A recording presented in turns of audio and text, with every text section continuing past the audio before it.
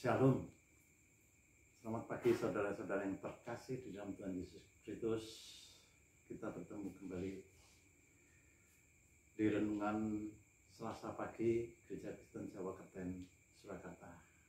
Dimanapun Anda berada, selalu diberkati oleh Tuhan. Namun sebelum kita menerima firman Tuhan, mari kita panjatkan puji syukur serta terima kasih kita di hadapannya melalui doa. Segala puji syukur serta terima kasih kami panjatkan kepadamu ya Bapa, atas segala berkat dan anugerah-Mu yang telah Engkau berikan kepada kami. Engkau sertai kami, Engkau bimbing kami di dalam kami menjalankan kehidupan ini. Berkat-Mu selalu Engkau limpahkan kepada kami dari hari lepas hari, itu semua karena kasih-Mu yang telah Engkau berikan kepada kami. Namun demikian Bapa, di dalam kami menjalani hidup di kehidupan ini, kiranya banyak dosa dan kesalahan kami, yang semuanya itu tidak sesuai dengan kehendak-Mu. Untuk itu, ampunilah kami Allah. Dan sebentar lagi kami akan menerima firman-Mu. Persiapkan hati kami, bukalah pintu hati kami dengan Roh Kudus-Mu. Kiranya apa yang kami terima, firman-Mu menyatu di dalam jiwa kami dan menguatkan iman kami, serta menjadi kerangka acuan di dalam kami menjalankan roda kehidupan. Untuk itu Bapa, hadirlah bersama-sama dengan kami. Bersabdalah, kami siap mendengarkannya. Hanya di dalam nama Tuhan kami Yesus Kristus, doa ini kami panjatkan. Terima kasih Bapa. Amin. Saudara-saudara yang terkasih di dalam Tuhan Yesus Kristus, renungan pada pagi hari ini terambil dari Kitab Mazmur. Kitab Mazmur 91 ayat yang kelima sampai dengan yang ketujuh, yang demikian firman-Nya. Engkau tak usah takut terhadap kedahsyatan alam, terhadap panah yang terbang di waktu siang, terhadap penyakit sampar yang berjalan di dalam gelap, terhadap penyakit menular yang mengamuk di waktu petang. Walau 1000 orang rebah di sisimu dan 10.000 di sebelah kananmu, tetapi itu tidak akan menimpamu. Demikian firman Tuhan yang tertulis di Kitab Mazmur 91 ayat 5 sampai dengan yang ke-7. Berbahagialah mereka yang mendengarkan firman Tuhan dan menjalankannya. Haleluya. Amin. Saudara-saudara yang terkasih di dalam Tuhan Yesus Kristus, jika seseorang mengalami sebuah permasalahan yang begitu pelik dan begitu susahnya, atau sebuah penderitaan yang mana permasalahan itu berhubungan bisa dengan keuangan di pekerjaannya, ataupun di dalam lingkup keluarganya, dan orang tersebut tidak bisa memberikan sebuah solusi yang tepat, maka orang tersebut biasanya cenderung untuk mencari alternatif lain, atau mungkin pemikirannya buntu, sehingga mungkin orang tersebut mengalami sebuah depresi atau stres, atau mungkin bisa terjadi mabuk-mabukan dan lain sebagainya, bahkan bisa mengakhiri hidupnya dengan cara bunuh diri misalkan. Dalam hal ini anggapan saya bahwa Jika hal tersebut terjadi, maka orang tersebut tidak mempunyai sebuah landasan iman yang kuat. Sebab apa? Tidak bisa mengelola daya pikir dengan dasar-dasar iman. Dan ketika mengambil sebuah keputusan, maka tidak didasari dengan iman yang kuat. Akhirnya keputusan yang fatal yang merugikan banyak pihak. Tidak hanya dirinya sendiri, mungkin saudaranya, sahabatnya, dan sebagainya. Saudara-saudara yang terkasih di dalam Tuhan Yesus Kristus, kita mengetahui saat ini permasalahan yang ada di dalam kehidupan kita, bahkan di kehidupan masyarakat pada umumnya, yaitu permasalahan pandemi COVID-19. Bahwa permasalahan ini tidak hanya dihadapi oleh bangsa Indonesia, masyarakat Indonesia, tetapi hampir seluruh negara di muka bumi ini. COVID-19 adalah sebuah penyakit menular dengan sistem penularan yang sangat cepat dan sangat mudah dan banyak korban. Belum lagi permasalahan yang dihadapi di negara kita, banjir, tanah longsor, dan sebagainya. Jika kita melihat sesuatu yang seperti itu, kita mungkin mempunyai perasaan was-was, khawatir, takut. Namun demikian, bahwa renungan pada pagi ini mungkin bisa menggugah iman kita. Jangan sampai kita berlarut-larut di dalam sebuah kesedihan.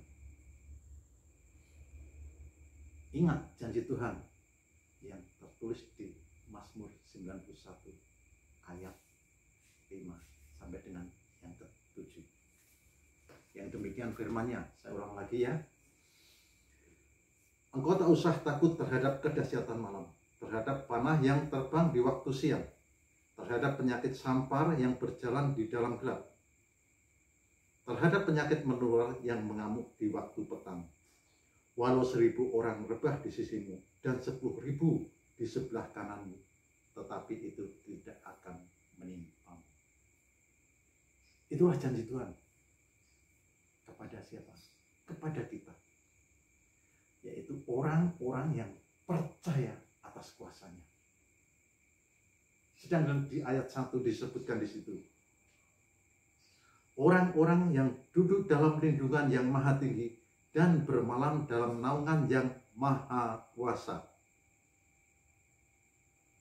Ayat ini ditujukan kepada orang-orang yang duduk dalam lindungan yang maha tinggi dan bermalam dalam naungan yang maha kuasa. Saudara-saudara yang terkasih di dalam Tuhan Yesus Kristus, apakah yang dimaksud dengan ayat ini? Ayat ini menunjukkan bahwa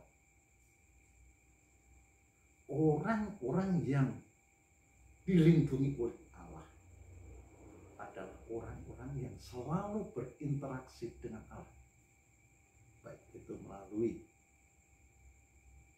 doa, baik itu melalui sikap-sikap kita sehari-hari yang menunjukkan ajaran-ajaran Allah. Nah, disinilah jika kita memahami ayat ini, kita tidak perlu khawatir. Oleh sebab itu, kita sebagai hamba-hamba Allah, kita percaya kita tidak akan kena dampak yang saat ini banyak orang-orang takutkan. Sebab sebuah kekhawatiran, sebuah ketakutan yang begitu amat sangat akan menjerumuskan kita di dalam sebuah keterpurukan iman. Untuk itu kita tidak perlu khawatir, yaitu dengan cara kita selalu berinteraksi dengan Tuhan melalui doa. Doa adalah nafas orang beriman. Doa adalah komunikasi yang baik antara manusia dengan Tuhan. Untuk itu, jika kita ingin dilindungi Tuhan, kita ingin dekat dengan Tuhan, kita harus mengenal Tuhan, yaitu dengan cara komunikasi yang baik, yang harmonis dengan Tuhan. Jika kita melihat dampak dari COVID ini, juga tidak hanya pada sebuah kesehatan saja, faktor kesehatan, tapi juga faktor ekonomi. Jelas. Sebab apa?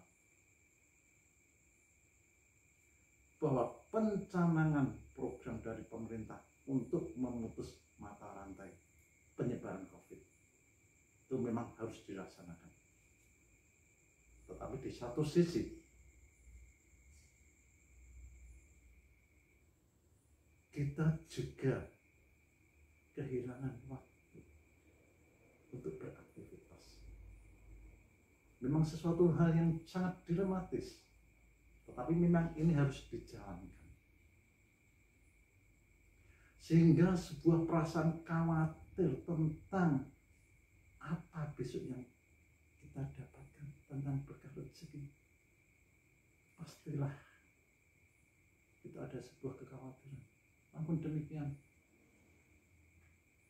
kita seharusnya ingat janji Tuhan di dalam Matius 6 ayat 25 sampai dengan 34. Itu dikisahkan ketika Tuhan Yesus mengajarkan kepada murid-muridnya tentang hal kekhawatiran. Janganlah khawatir akan hidupmu, apa yang hendak kamu makan atau minum. Dan janganlah khawatir pula akan tubuhmu, apa yang hendak kamu pakai. Bukankah hidup itu lebih penting dari makanan dan tubuh itu lebih penting daripada pakaian? Pandanglah burung di langit yang tidak menebar, tidak menuai, dan tidak mengumpulkan bekal di lembung, namun diberi makan oleh Bapamu yang di surga. Bukankah kamu jauh melebihi burung itu? Siapakah di antara kamu yang dikarenakan kekhawatiran dapat menambah sehasta saja pada jalan dunia? Dan mengapa khawatir akan pakaian? Perhatikanlah bunga bakung yang tumbuh di ladang, yang tanpa bekerja, tanpa meminta.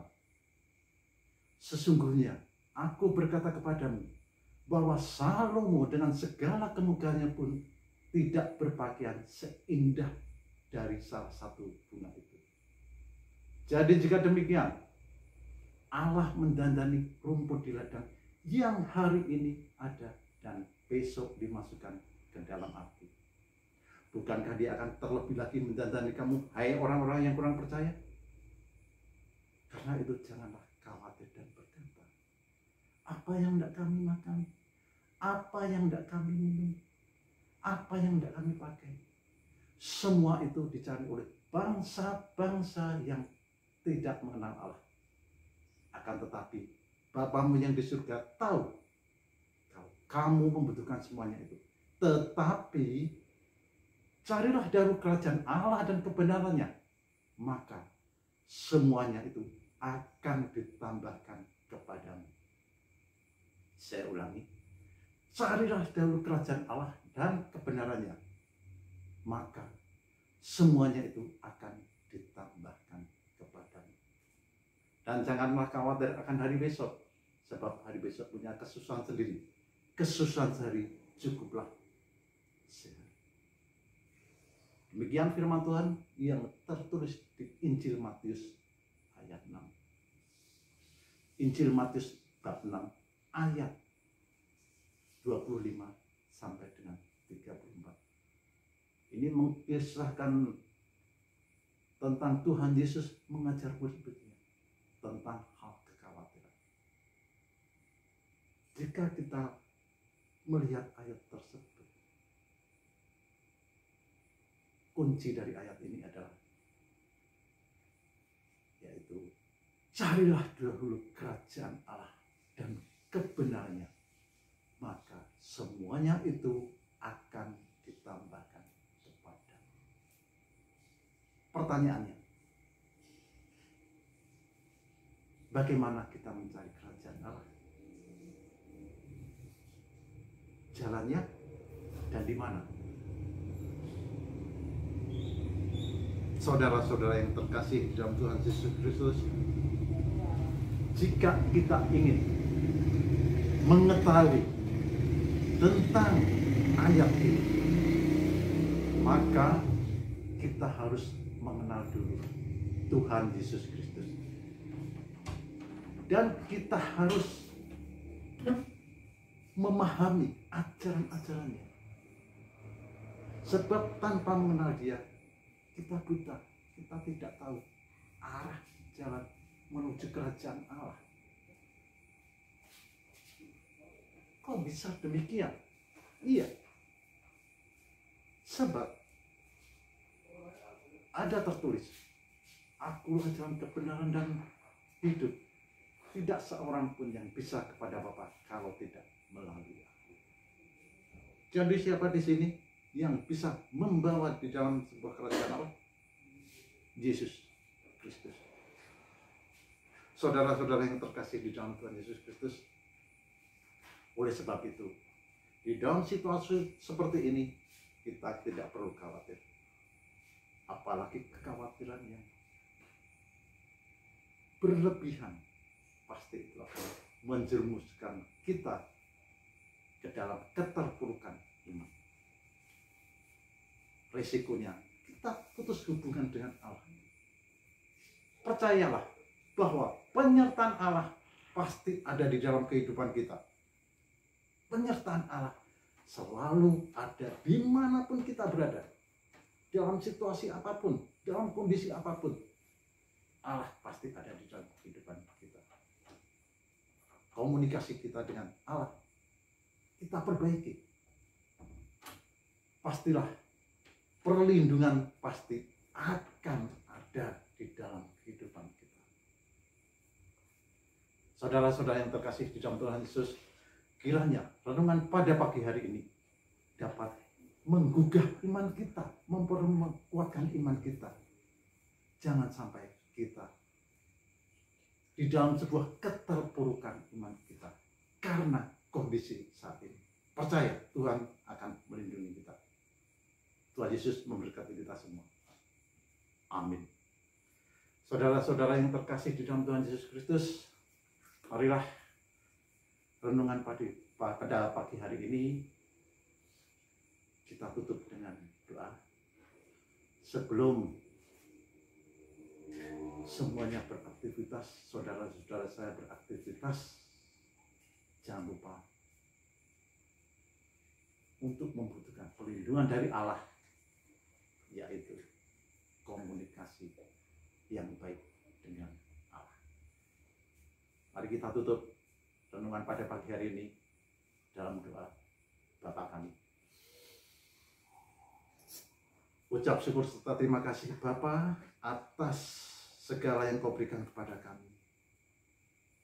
Bukan hanya makanan jasmani, tetapi pagi hari ini kami juga menerima makanan rohani, yang mana untuk menguatkan iman kami, untuk menggugah iman kami, agar kami selalu di dalam penyertaan-Mu, di dalam lindungan-Mu. Namun demikian Bapa, di dalam kami melaksanakan kehidupan kami sehari-hari, pastilah banyak dosa dan kesalahan kami. Untuk itu Bapa, ampunilah. Dan perkenankanlah kami pada pagi hari ini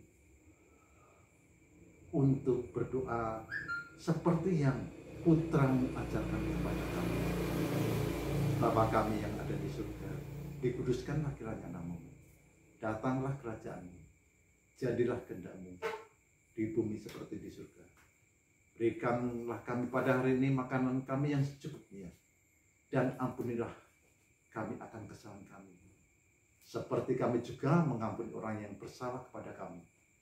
Dan janganlah membawa kami ke dalam pencobaan, tetapi lepaskanlah kami daripada yang jahat.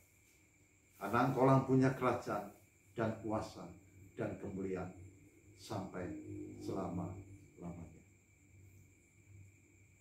Amin. Tuhan Yesus memberkati kita semua. Haleluya.